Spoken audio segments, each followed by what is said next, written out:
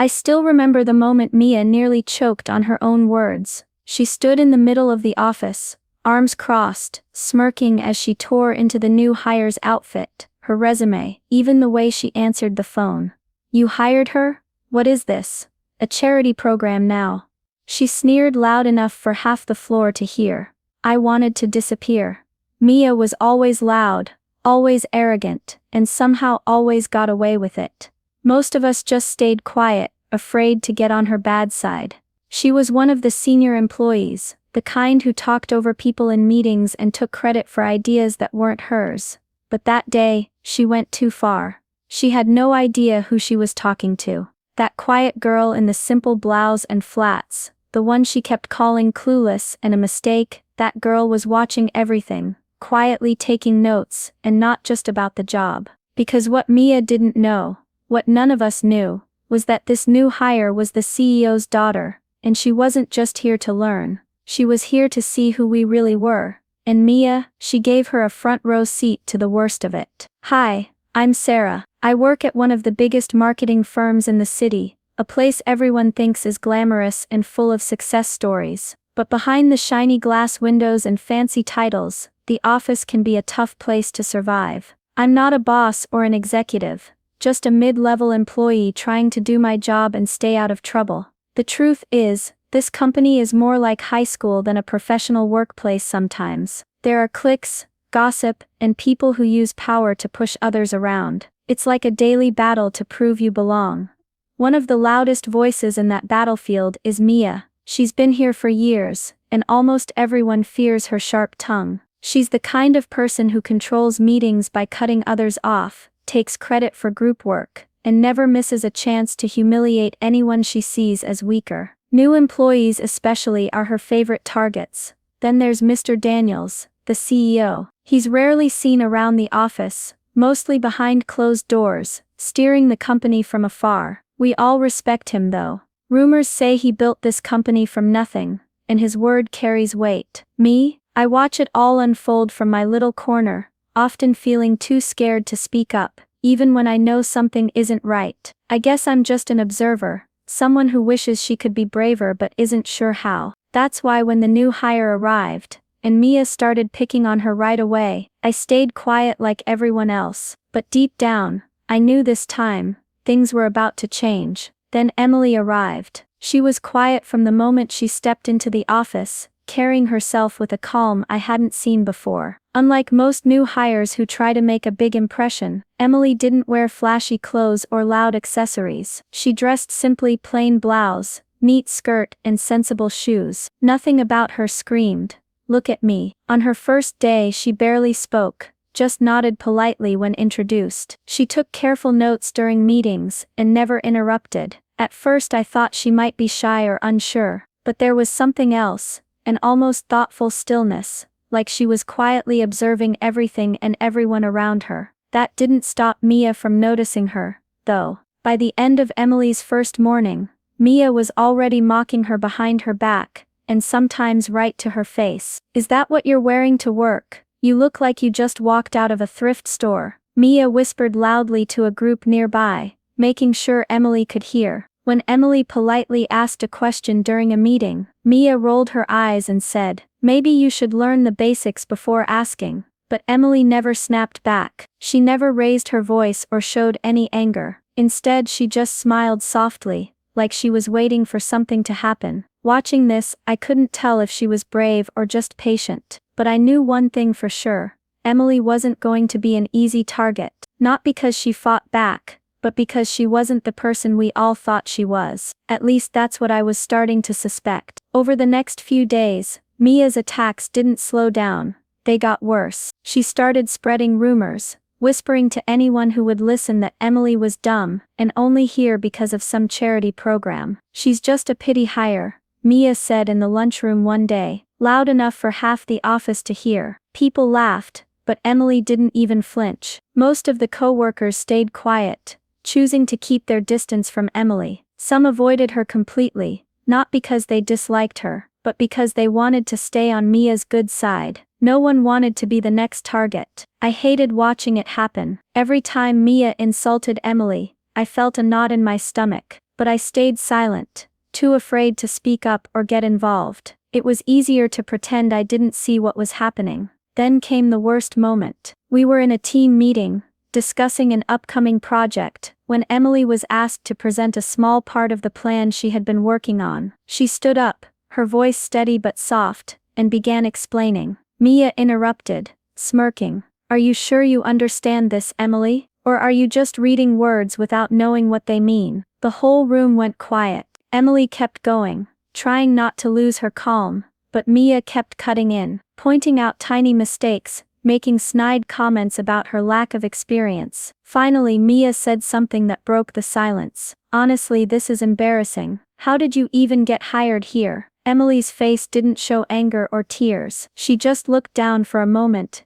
and then quietly sat back down. That day I realized Mia wasn't just teasing or joking. She wanted to break Emily, and no one was stopping her. One afternoon, I found myself alone with Emily in the break room. She was quietly stirring her tea, her expression calm, almost peaceful. I hesitated but finally asked, "How are you holding up with everything going on at work?" She looked up at me and smiled softly. "Honestly, it's exactly what I expected." That caught me off guard. I said, "You mean Mia and the others being so harsh?" Emily nodded. "I'm here to understand the culture from the ground up, to see how people really act when the pressure is on." Her words felt strange coming from someone who seemed so quiet and unassuming. I asked, "Does it bother you, the way Mia treats you?" She shook her head slowly. "No, she's just showing me who she really is, and that's useful. It tells me a lot about the kind of environment I might have to work in." I felt a little ashamed. Here I was,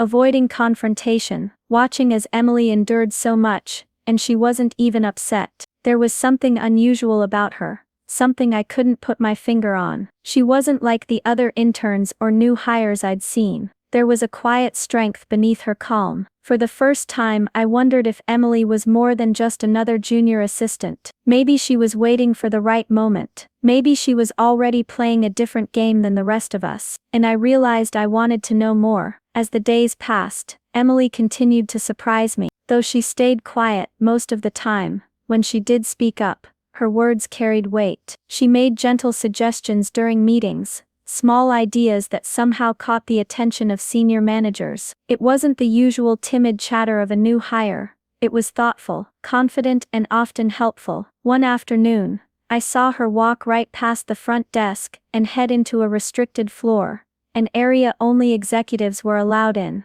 The security guard didn't stop her or ask questions. I remember thinking, who does she think she is? Then one day, I overheard her making a phone call in the corner of the office. She spoke quietly but clearly. "Dad, I'm okay. I'm learning a lot," she said, her voice calm and steady. That word, Dad, hit me like a thunderbolt. Who was her father? Why was she so confident talking about him like that? Suddenly the pieces started to click into place. Emily wasn't just any intern or junior assistant. There was something more behind that calm exterior, and whatever it was, I was about to find out soon enough. The day everything came to a head started like any other, but it ended in a way no one expected. Emily had made a small mistake, a minor error in a report she was preparing. Nothing serious, just a number off by a tiny margin. But Mia seized on it like a shark smelling blood. In the middle of the open office, Mia stood up and pointed right at Emily. Her voice was loud,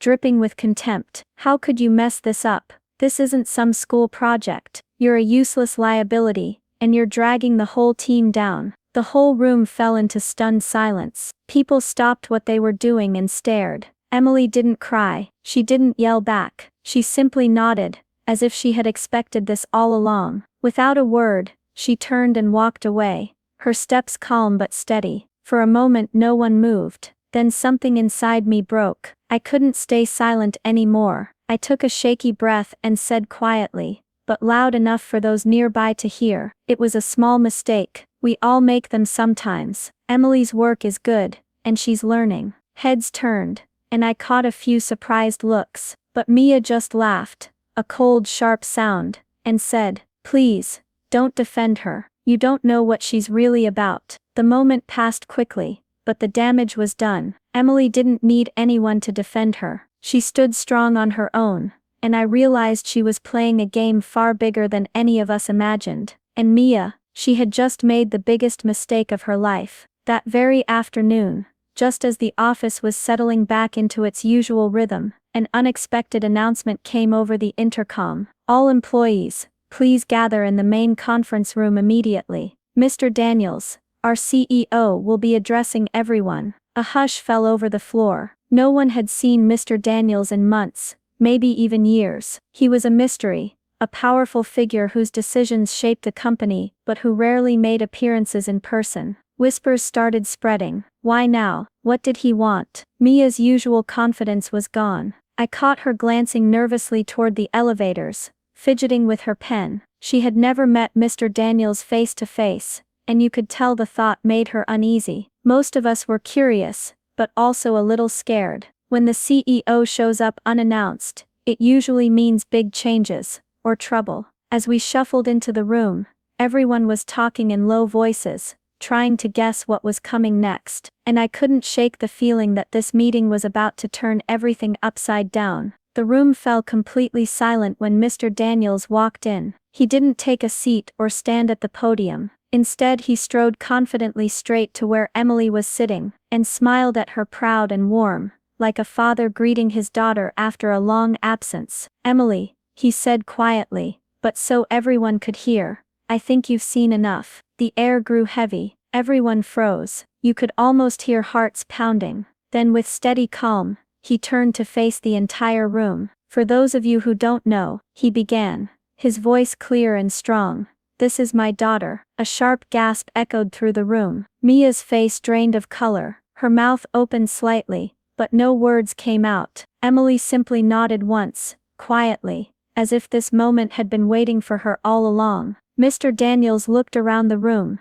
meeting everyone's eyes, and spoke with a serious tone. "I wanted my daughter to understand what kind of place she might one day run, to learn from the ground up how our company works, and how people treat each other here." He paused, then added, "But I did not expect her to be treated like this." Without naming names, he addressed the toxic behavior, mockery, bullying, and disrespect that had filled the office these past weeks. "This kind of culture is unacceptable. No one should be made to feel small or worthless, no matter their role." Then with quiet authority, he promised change. "We will work to build a better environment, one where respect and kindness are not just words, but actions. And those who choose to tear others down, will no longer have a place here." The room stayed silent a moment longer before whispers began. Mia sat frozen, realizing the world had shifted beneath her feet. And Emily, she sat taller than ever, calm and steady, the quiet force no one had seen coming.